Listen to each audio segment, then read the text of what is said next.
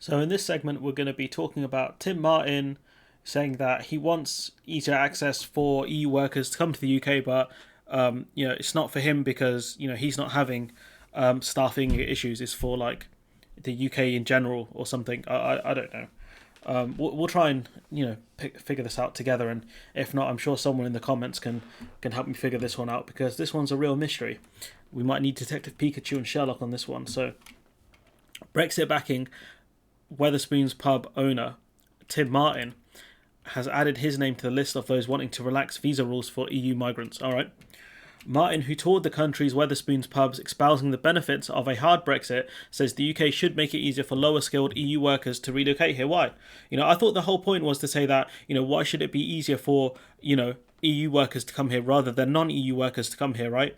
That's one of the things that, many people about Brexit said. Even Andy Burnham said that, it's a discriminatory system. So, I thought the whole point was we didn't want to discriminate between non-EU and EU citizens, because that was apparently quite racist.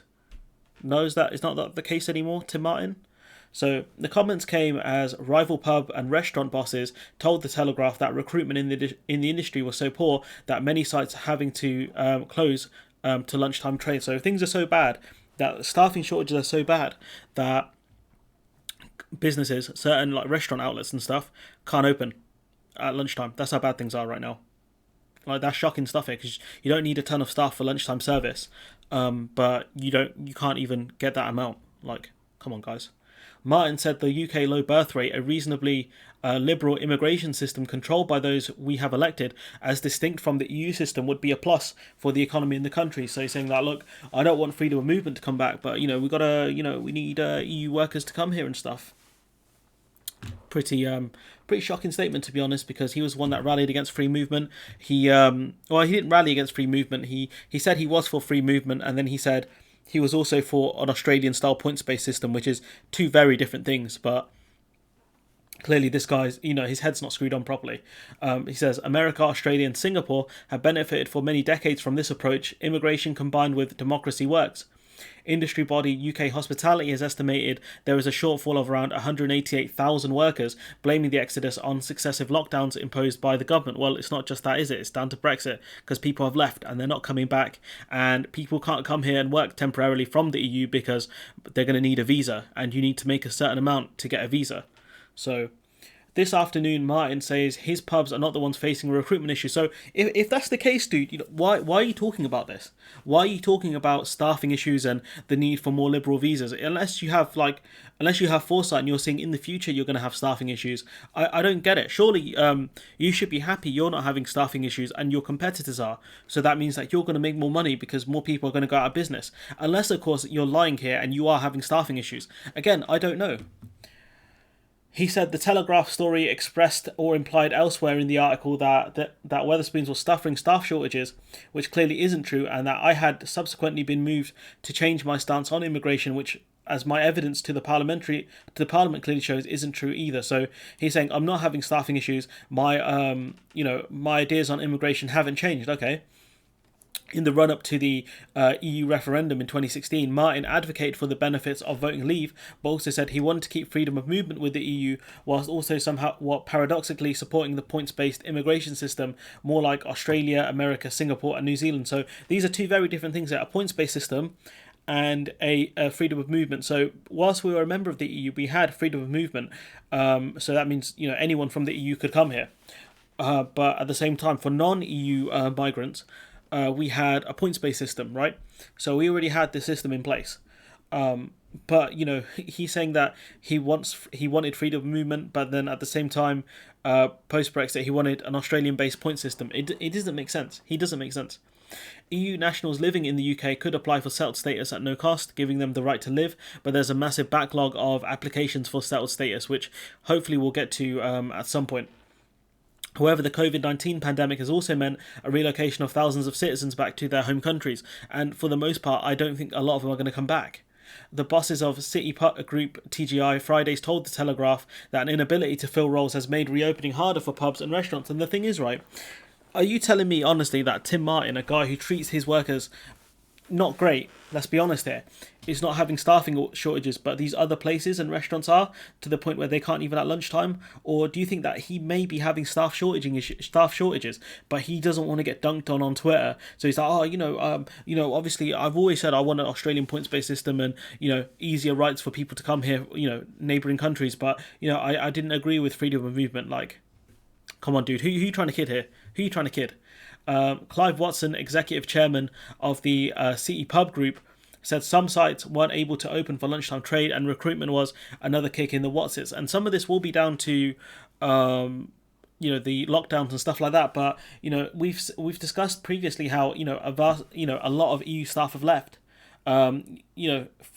To go back to their native countries, to maybe other EU countries, or go into other industries. And the hospitality sector is struggling to recruit people, especially in major cities. They can't do it. Martin, further denies these claims.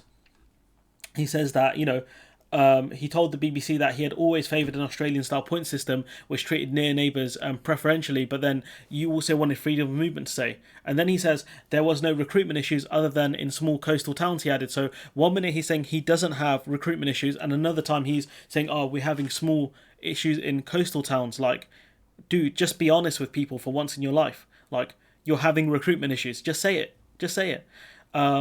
Many hospitality businesses have struggled during the pandemic despite extensive government support, which wasn't enough.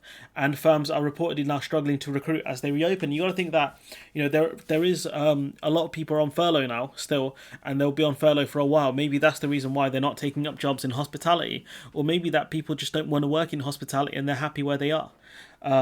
According to trade group UK Hospitality, Brexit has added another problem to more EU workers return to their home countries. According to the Telegraph, Martin said a more flexible visa system for EU workers could help ease pressure on firms. So why is, the question is, why is Mr. Martin so obsessed with other firms struggling?